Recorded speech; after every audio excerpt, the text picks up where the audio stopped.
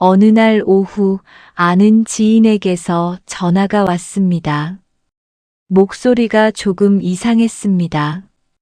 저번에 내가 말한 거 있잖아. 딸이랑 사이가 안 좋다는 거. 그 말을 듣는 순간 며칠 전 카페에서의 일이 떠올랐습니다. 조용한 카페 구석 자리였습니다. 오래 가깝게 지낸 친구와 단둘이 앉아 있었습니다. 딸과 서먹해진 것, 명절에 연락이 뜸해진 것, 그게 요즘 가장 속상하다는 것. 아무에게도 하지 않은 이야기를 그 친구에게만 꺼냈습니다. 그런데 그 말이 지금 전화를 건 지인의 입에서 나오고 있었습니다. 나중에 알게 됐습니다. 그 친구가 다른 모임 자리에서 꺼냈다는 것을. 걔딸이랑 사이가 많이 안 좋대라고 가볍게 이야기 소재로 쓰인 것이었습니다. 그날 이후로 그 친구에게 전화를 먼저 하지 않게 됐습니다. 연락이 줄어든 게 아닙니다. 연락을 끊은 것도 아닙니다. 그냥 꺼낼 이야기가 없어졌습니다. 털어놓을 이야기가 없어졌습니다. 그게 관계의 변화였습니다. 오늘 이야기는 그 변화에 관한 이야기입니다. 노년에 접어들면서 많은 분들이 느끼는 게 있습니다. 젊을 때는 사람을 잘못 봐도 다시 시작할 시간이 있었습니다. 에너지도 있었고 관계를 다시 맺을 기회도 많았습니다. 그런데 나이가 들면서 그 여유가 조금씩 줄어들기 시작합니다. 체력이 줄어드는 것처럼 관계를 다시 쌓을 여력도 줄어듭니다. 그래서 노년에는 사람을 보는 눈이 더 중요해집니다. 새로 사귀는 것보다 지금 가까이 있는 사람을 제대로 보는 것이 먼저입니다. 오늘은 그 눈을 흐리게 만드는 4가지 흐름을 이야기하겠습니다. 첫 번째, 믿고 털어놓은 말이 다른 사람을 통해 다시 들리는 순간. 병원 대기실이었습니다. 오래 알고 지낸 동네 지인과 나란히 앉아 있었습니다. 진료 차례를 기다리는 동안 대화가 길어졌고 그 틈에 속 이야기가 나왔습니다. 아들 사업이 잘 안 된다는 것, 그게 요즘 가장 걱정된다는 것. 돌아오는 버스 안에서 조금 후련했습니다. 말하고 나면 가벼워지는 게 있으니까요. 그런데 2주 뒤 다른 지인에게서 전화가 왔습니다. 아들이 사업이 힘들다며 많이 걱정되겠다. 그 말을 들은 순간 후련했던 기분이 거꾸로 돌아왔습니다. 이런 일은 자주 일어납니다. 모임 자리에서 한 분이 조용히 이야기를 꺼냈습니다. 요즘 몸이 좋지 않다는 것, 검사를 받아야 할 것 같다는 것, 아직 가족에게도 말 안 했다고 했습니다. 그런데 며칠 지나지 않아 다른 모임 사람들이 먼저 걱정 전화를 해왔습니다. 이야기가 돌았던 것입니다. 비밀을 흘린 사람이 나쁜 사람이 아닐 수도 있습니다. 그냥 가볍게 꺼낸 것일 수도 있고 걱정돼서 말한 것일 수도 있습니다. 하지만 그게 이유가 될 수는 없습니다. 처음엔 가까우니까라고 믿고 말하지만 나중엔 말할 이야기가 없어집니다. 이런 일이 한번 생기면 관계가 끊어지지는 않습니다. 그런데 자리가 달라집니다. 같이 앉아 있어도 속 이야기는 나오지 않습니다. 대화는 계속되지만 가벼운 말들만 오갑니다. 날씨 이야기, 건강 이야기, 드라마 이야기. 깊은 말은 처음부터 꺼내지 않게 됩니다. 왜 이런 일이 반복될까요? 사람은 관계가 가까울수록 그 안에서 들은 이야기를 자기 것처럼 씁니다. 말한 사람이 얼마나 조심스럽게 꺼낸 이야기인지는 기억하지 못하고 내가 아는 이야기라는 생각만 남습니다. 특히 나이 든 이후의 모임에서는 공통 화제가 줄어들다 보니 누군가의 사연이 대화 소재로 쓰이기 쉽습니다. 사람을 보는 눈은 여기서 시작됩니다. 이 사람이 내 말을 어디까지 듣고 어디서 멈추는지를 먼저 봐야 합니다. 들은 것을 조용히 담아두는 사람과 들은 이야기를 밖으로 옮기는 사람은 다릅니다. 한번 흘러나간 말은 다시 담을 수 없습니다. 그래서 모든 사람에게 다 이야기하지 않아도 됩니다. 가깝다고 해서 속 이야기를 전부 꺼낼 필요는 없습니다. 이야기를 고르는 것, 그 자체가 지혜입니다. 두 번째, 가까운 사람의 말만 믿고 움직였다가 노년 자금까지 흔들리는 순간, 시장 입구 벤치였습니다. 오래 알고 지낸 지인이 먼저 다가왔습니다. 요즘 어렵지 않아요? 나는 요즘 이거 해서 좀 보탬이 돼요. 말이 길어졌습니다. 가입하면 매달 얼마씩 들어온다는 이야기, 본인도 이미 하고 있다는 이야기, 아는 분들도 여럿 한다는 이야기였습니다. 믿지 않으려 했습니다. 그런데 아는 사람이 한다는 말이 마음에 남았습니다. 낯선 사람에게서 들으면 바로 의심이 생깁니다. 그런데 오래 알고 지낸 사람이 자기도 하고 있다고 하면 달라집니다. 그 믿음이 판단을 흐립니다. 비슷한 일이 자식 집에서도 일어납니다. 추석 즈음이었습니다. 자식 집에서 내려오는 길에 사위가 조용히 이야기를 꺼냈습니다. 지인이 추천한 투자건이 있는데 좋은 기회인 것 같다고 했습니다. 여유 자금이 있으시다면 같이 해보면 어떻겠냐고 했습니다. 딸도 옆에서 고개를 끄덕였습니다. 가족이 함께 권했습니다. 믿지 않을 이유가 없었습니다. 그런데 몇 달 뒤 그 돈이 돌아오지 않았습니다. 이런 일이 낯선 이야기가 아닙니다. 뉴스에서 보던 이야기가 아닙니다. 주변에서 아는 분들 사이에서 실제로 일어나는 일입니다. 왜 이런 일이 반복될까요? 나이가 들면서 경제 활동이 줄어들면 돈에 대한 불안이 커집니다. 은퇴 이후에는 더 이상 새로 벌기 어렵다는 생각이 마음 한켠에 자리를 잡습니다.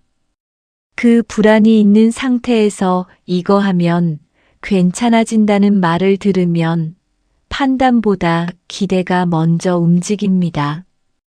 특히 그 말이 가까운 사람에게서 나오면 의심하는 것 자체가 괜히 미안하게 느껴지기도 합니다.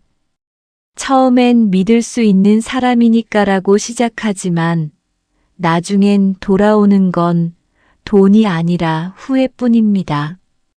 사람을 믿는 것과 그 사람이 가져온 이야기를 믿는 것은 다릅니다. 사람이 좋아도 그 사람이 전하는 정보는 틀릴 수 있습니다.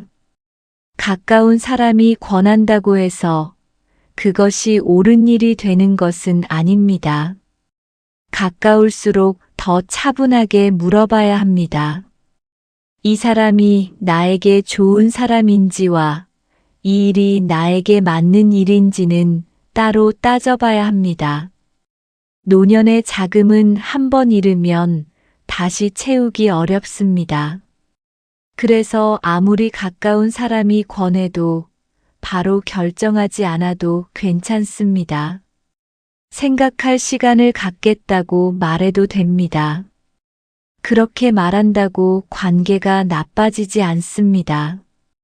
오히려 그렇게 말했을 때 기분 나빠하는 사람이라면 그게 더 살펴봐야 할 신호입니다. 세 번째, 내 성격을 알고 감정에 호소하며 필요한 것만 계속 가져가는 사람. 공원 산책로였습니다. 자주 마주치는 이웃이 있었습니다. 가다가 마주치면 같이 걷고 이야기를 나누는 사이였습니다. 그런데 그 이웃이 이야기를 꺼낼 때마다 비슷한 흐름이 있었습니다. 먼저 힘들다는 이야기를 합니다. 몸이 좋지 않다는 이야기, 혼자라 외롭다는 이야기, 요즘 살기가 어렵다는 이야기. 그리고 얼마쯤 지나면 부탁이 나옵니다. 처음엔 당연히 도와줬습니다.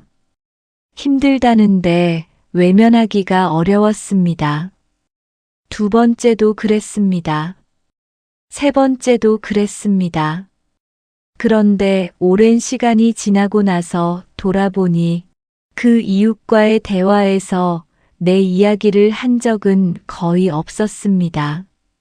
늘 그 사람 이야기를 들었고, 늘 그 사람의 형편을 걱정했고, 늘 먼저 뭔가를 건네왔습니다. 이런 관계는 모임 안에서도 있습니다. 정기 모임에서 어려운 상황이라고 자주 말하는 분이 있었습니다. 모임 자리에서 돈 이야기가 나오면 빠지겠다고 했고, 나중엔 모임비도 여러 달 미루게 됐습니다. 그때마다 다른 사람들이 괜찮다고 했습니다. 그런데 그분은 모임을 빠지지 않았습니다. 힘들다고 하면서도 모임에서 필요한 것들은 계속 챙겼습니다. 시간이 지나면서 모임 분위기가 달라졌습니다.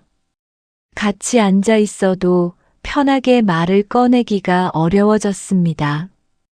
거리감이 생긴 것입니다. 왜 이런 일이 반복될까요? 감정에 호소하는 방식은 눈에 잘 띄지 않습니다. 누군가가 힘들다고 말할 때 그것이 진짜 힘든 것인지 아니면 무언가를 얻기 위한 방식인지를 처음부터 구분하기 어렵습니다. 그리고 상대가 나의 성격을 이미 파악하고 있을 때는 더 어렵습니다. 거절을 잘 못한다는 것, 힘든 사람을 외면하지 못한다는 것을 알고 그쪽으로 접근하는 경우가 있습니다. 계속 가져가는 사람은 처음엔 받는 사람처럼 보이지만 나중엔 관계를 쥐고 있는 사람이 됩니다. 이런 관계에서는 만나기 전부터 무언가를 요청받을 것 같은 느낌이 생깁니다. 연락이 오는 게 반갑지 않아집니다. 그러면서도 거절하지 못해서 관계는 이어집니다. 이어지는 게 아니라 끊지 못하는 것입니다. 관계를 끊을 필요는 없습니다. 그런데 모든 부탁을 다 들어줄 필요는 없습니다. 한번 들어줬다고 해서 다음에도 들어줘야 하는 건 아닙니다. 이번에는 어렵습니다라고 말하는 것이 관계를 끊는 말이 아닙니다. 그 말에 갑자기 태도가 달라지는 사람이라면 애초에 사람을 보고 온 게 아닌 것입니다. 네 번째, 앞에서는 축하해주고 돌아서면 다른 말이 나오는 순간. 카페 자리였습니다. 오랜 지인들과 모인 자리였습니다. 한 분이 자식이 좋은 직장에 들어갔다는 이야기를 꺼냈습니다. 다들 기뻐했습니다. 잘 됐다고 했고, 대단하다고 했고, 어머니 복이라고 했습니다. 화기애애한 분위기였습니다. 그런데 헤어지고 나서 그 자리에 있던 두 사람이 함께 걷는 길에 다른 이야기가 나왔습니다. 저 집 원래 그 아이가 공부를 잘한 건 아닌데 아는 사람 줄이 있었던 거 아닌가. 조금 전까지 어머니 복이라고 했던 사람의 입에서 나온 말이었습니다. 그 순간을 옆에서 들은 사람은 그날부터 그 자리에서 자기 이야기를 꺼내지 않게 됐습니다. 이런 경우는 명절 이후에도 자주 생깁니다. 자식 집에 모인 자리에서 한 며느리가 음식을 정성껏 차렸습니다. 가족들은 그 며느리를 보며 솜씨가 좋다, 고생했다 하고 칭찬했습니다. 그런데 집으로 돌아오는 길에 같이 다녀온 친척 한 사람이 이렇게 말했습니다. 저 정도는 다 하는 거지. 특별한 건 아니야.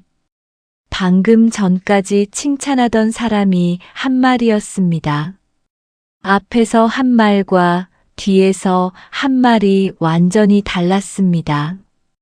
이런 일은 겉으로 드러나지 않습니다.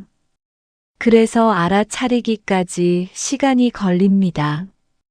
처음엔 저 사람은 솔직한 편이라고 생각합니다. 두 번째엔 원래 저런 스타일이라고 넘깁니다. 여러 번 겪고 나면 저 사람 앞에서 하는 말과 뒤에서 하는 말이 다르다는 걸 알게 됩니다.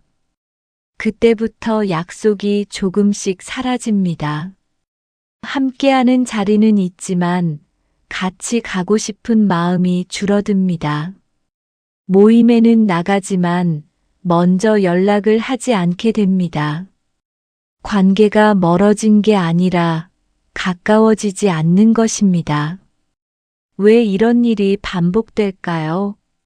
앞에서 하는 말은 관계를 유지하기 위한 말입니다. 뒤에서 하는 말이 진짜 생각일 경우가 많습니다. 사람은 직접 대면한 자리에서는 관계를 의식해서 말을 고릅니다. 그런데 그 자리를 벗어나면 그 의식이 풀립니다. 그때 나오는 말이 실제에 더 가깝습니다.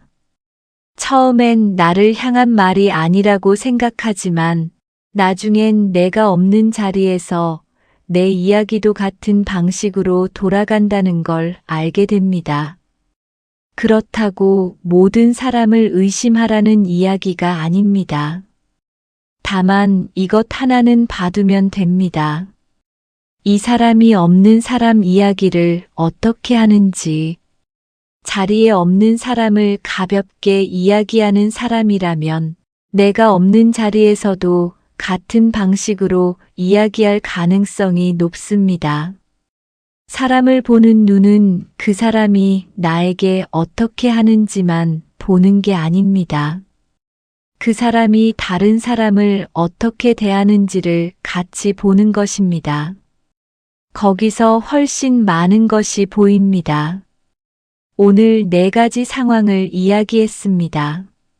노년에 가까이 있는 사람을 제대로 보지 못하면 말도 자금도 마음도 조용히 빠져나갑니다.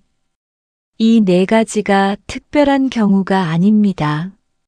노년의 일상 안에서 아주 가깝고 익숙한 관계 안에서 일어나는 일들입니다. 그래서 더 눈에 잘 들어오지 않습니다. 오래 알았던 사람이라, 익숙한 자리라, 가족이라는 이유로 보려 하지 않게 됩니다. 의심하라는 뜻은 아닙니다. 다만 시간을 두고 천천히 지켜볼 필요는 있습니다.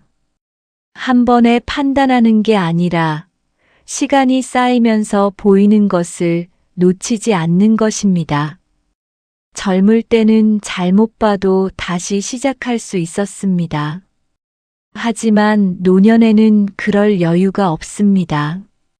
그래서 지금은 곁에 있는 사람을 더 신중하게 바라보게 됩니다. 그게 노년의 관계입니다.